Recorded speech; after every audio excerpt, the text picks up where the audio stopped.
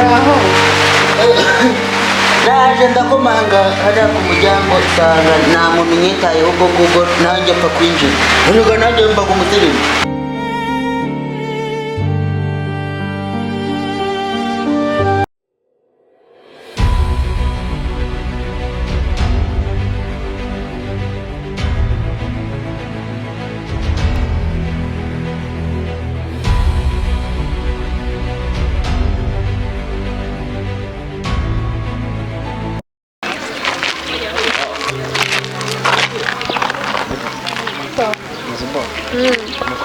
Mimeza.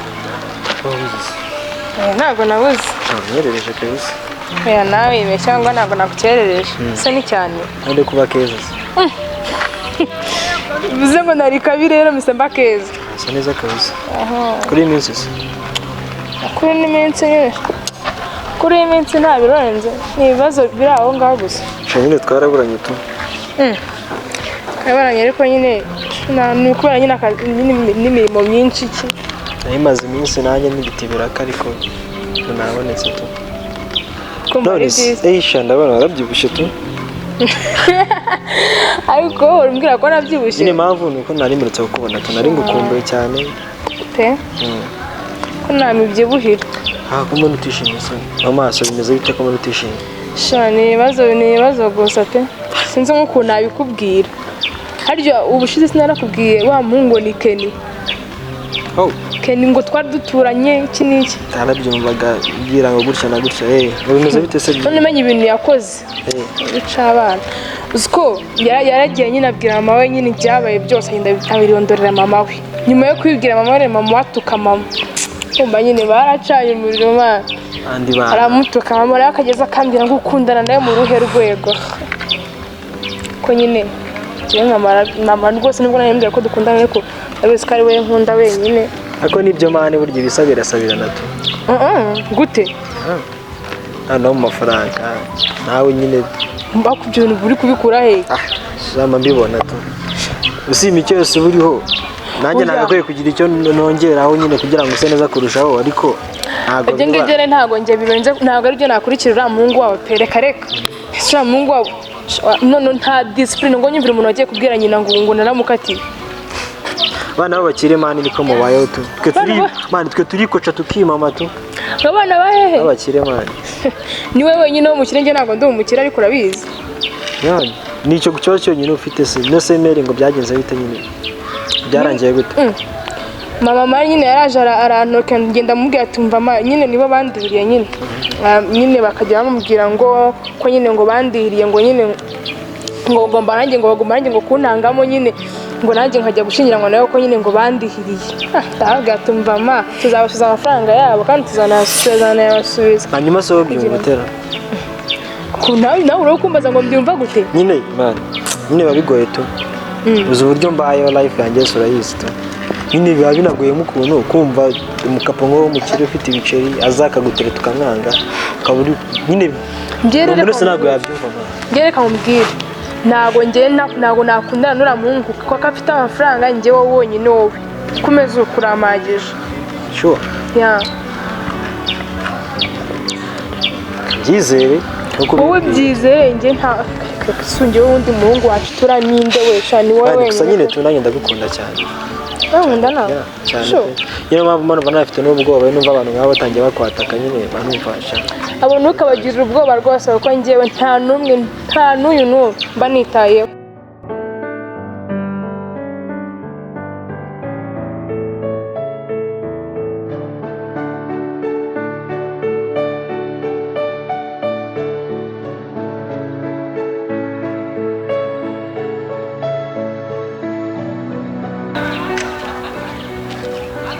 Wow, Kenny, umesema?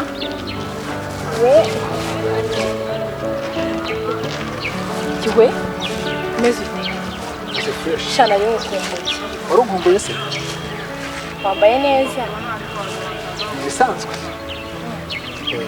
None se kuri hano bimeze bite? Nyine bandi era gace ndi gufata akayaga. Ndebe byari cyo. Shana nayo tujya ngo urengize Imana ndakubonye. Shana yo ngukumbuye. Duherukana hashize iminsi. ariko uracyari nta ndi inaha pe nese umeze ute wabaye Nawe mwiza warakeye. we hansa ku kayo ntabwo kaba ari keza uri gutandukana cyane kubera iki se umuhungu aba mwiza gute nta muhungu mwiza ubaho ubaho wowe ubaho umwana noneho uri mwiza cyane umeze ute se twicare hano tube twiganirira se hari icyo bitwaye ntabwo nshaka kwicara rwose Kenny ubundi bimeze bite kuki utabona ko ari njye rukundo rwawe wowe ubu ugiye kongera umbwira ya magambo wambwiye amagambo yawe basi mbabara wongera umuhobere ubu utabona nakubashye ngo ushake kumenyera sibyo utabona nakubashye ibaze ari wowe bari gukora bino bintu by'urukundo nase kujye sinzi uburyo nyine uzabibona nase we ntabwo nawe uri umuntu dukorereye Kenny se yenda gukunda basi mbabarira kuri iyi nshuro ureke kwirangagiza amarangamutima yanjye uramwumva basi si uzamfasha iki muri ubu buzima ibintu biba byancanze ndagukunda ukanyihunza komeza ukunde nyine tu komeza ukunde ngo ujyane ibyaha nase njye nakubwije ukuri nyine aho kugira ngo nkwemerere ibintu bitakunda sibyo ejo n'ubundi uzasange ndi kukumvaza mukunzi ibintu biba biri kubeshya umuntu ikintu noneho kikazamugiraho ingaruka basi mbeshya bikarangira n'icyo basi mbeshya ntabwo iryo kosa ntarikora ryo kuko basi binkoye nyine simbikwisabira wapi maze nyuma nzabyirengera nyuma yo kubyirengagiza babarira ureke kunyirengagiza ariko ubu wabuze umusore ni wowe nkunda pe kandi nawe urabizi shanze ntabwo byakunda nyine tu basi nkwitaho gakeya ubona ntakwitayeho nyine kunyitaho ariko ntacyo biba yifuza imana pe nkubwize ukuri sibyo uri inshuti yanjye urabizi sibyo basi unyegeye sibyo se kamubwiza uri inshuti yanjye twariganye duhuza n'ibindi byinshi tu sibyo ariko nyine basi niba ibi byo ntabwo byakunda gusa reka ngo kumva unyegeye reka nkubwire icyashoboka reka tube inshuti bisanzwe sibyo se umva se reka tube inshuti bisanzwe umfate nka bro wawe nyine nanjye ngufate nka sister wawe hari ikibazo uziko umukunda iyo umuntu duhura ngo akakubwira ngo ube musaza we none wagira ngo bigende bite Kenny ushyire mu cyimbo cyanjye urabona ntabwo si ibyawe kabisa njye waretse ko nkora ibi bintu nakubwiye ukuri kwanjye baya wowe mba wishimiye kunsiga hano ngo hisemo guhagarara gutyo ntuse mbigenze basi mbabara wa mukobwa wumva muti Kenny wambabariye ibi bituma kabyana bakuntumye cyangwa impamvu urayizi no wagira ngo ndakare wagira ngo ndakare impamvu urayizi nta kibazo impamvu y'icyo umuntu uri kubona umfashe gutya aravuga gutya hano umuntu ninde se akubona ninde ese akwitaho nta bantu bari gutambuka nta muntu umwitayeho waretse kunkora bino bintu kuko ndakare gukora ubugome urebe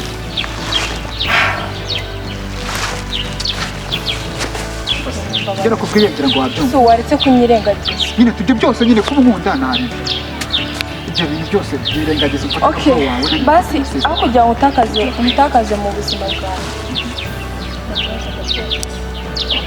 numva ko bari umuntu none siko mbona nabyo utabyemeye ibiki se turi inshuti bisanzwe nyine tu undi kumva uri kureba mbabarira n'ukuri ndagukunda ndetse mbabarira n'ukuri pe wambabariye Kenny mbabarira n'ukuri kw'Imana wibinkoye ese none ibintu bikimwe ukabyara wa mukobwa uva munsi mbabarira pe urabizi nawe ukunda ngaho kandi umuntu umubone umva se guhaguruka mubwire guhaguruka haguruka nyine hatagira umuntu ubona ufashe amaguru hano mu muhanda mubwire ko ngukunda shayi ibyo niba ari gutegereza ntabyo wabona Kenny winsiga hano kwa kinsiga hano ko nakwivanga wagashwanye toka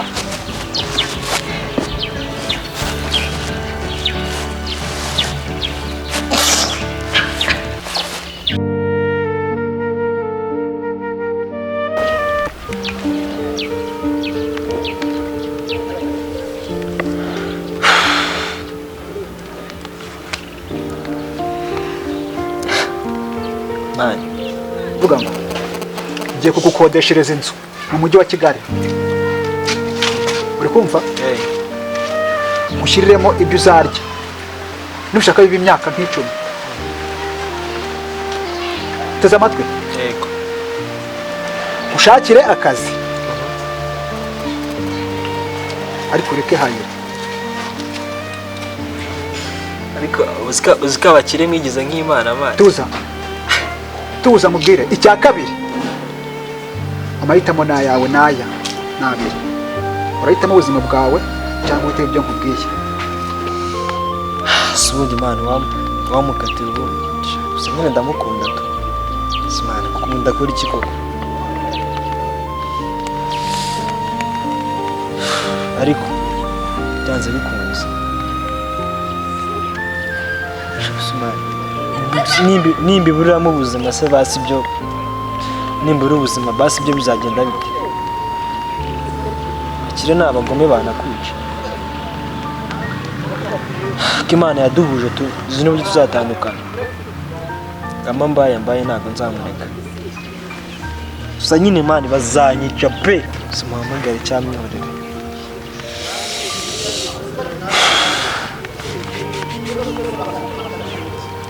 simuhamagare tu.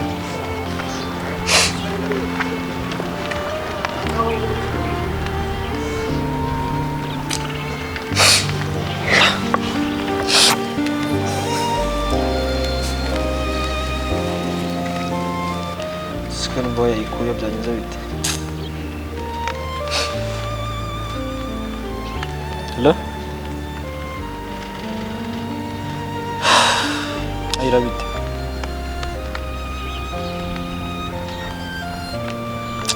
reka ibyo mani bimeze bite se ahubwo? urankumbuye?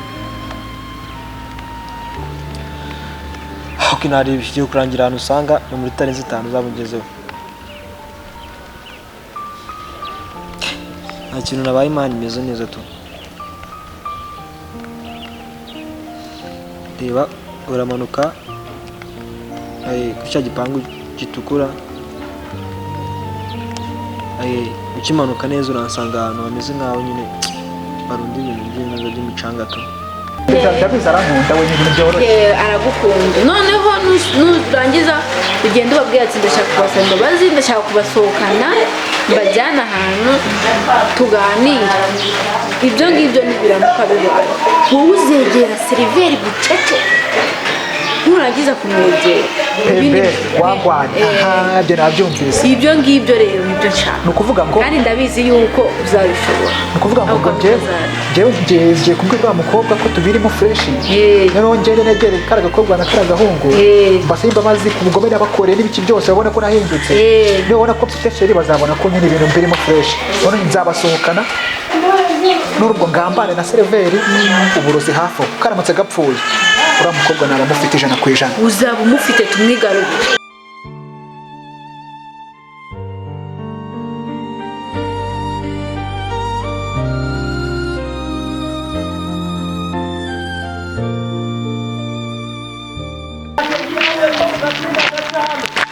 bahayira uraho neza. makuru cyane warabuze maze iki cyameze neza cyane ukwigira cyane amakuru ni meza. nawe uragenda ugacezeka ni ngombwa ndetse ko utamaye amakuru bya bintu byagenze. sha bya bintu rero byabaye ibibazo. umuhungu yabaye ibamba. ni uguhurira mu nzira bakanuka bakantera mu rugo bakanuka.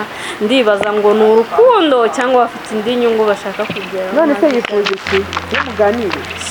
nyine njye naganiriye n'umukobwa wanjye amubwira ko atamukunda, ariko nyine umuhungu yanze kunyumva. sinzi ikintu ngomba kuzakora. rero wowe ntubigire mineneko sibyo? ubona bibaye birebire bikaze uzaga n'ubuyobozi. ushobora no kumufata ku ngufu reka ntawamenya. ntabwo byoroshye, gusa nyine nanjye ndi kubikurikirana ndi umuntu mukuru. ushobora kumufata ku ngufu umwana akagenda ntagaruke. ngaho sawa tuzasubira n'uba wanamamaza ngo ntibize. araho naje ndakomanga hariya ku muryango nsanga nta muntu nyitayeho ubwo ngubwo nanjye mfa kwinjira. nubwo nanjye mbaga umusirimu mwabuze rero ikintu narindi kubasaba ikintu kijanye n'akazi. Kurabona muri izi minsi ubukene bumeze nabi cyane kabisa. gusa urumva washobora akahe kazi akazi ko mu rugo nako ndakabashaga cyane nibyo bibera. hari umukozi ugakora wenda koza ibyombo nyine uwoza ibyombo araho akasukura none se kupa nawe ahari umunyeza kurarizamu arakwiriye urarizamu nawe arahari bose barahari shaka akahe wenda nazaje ndanagufurira n'izo myenda zawe. shaka gufura imyenda nkazaje ndazinoza neza cyane kanezerwa. mva wakigabo abakozi bakora ibyo byose barahari rero uzagaruka ubutaha yada naho nada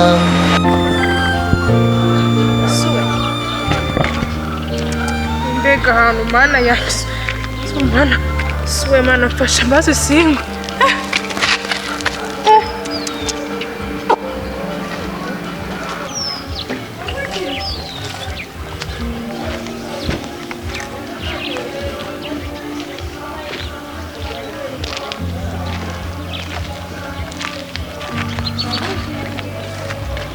kumana yanjye shu babe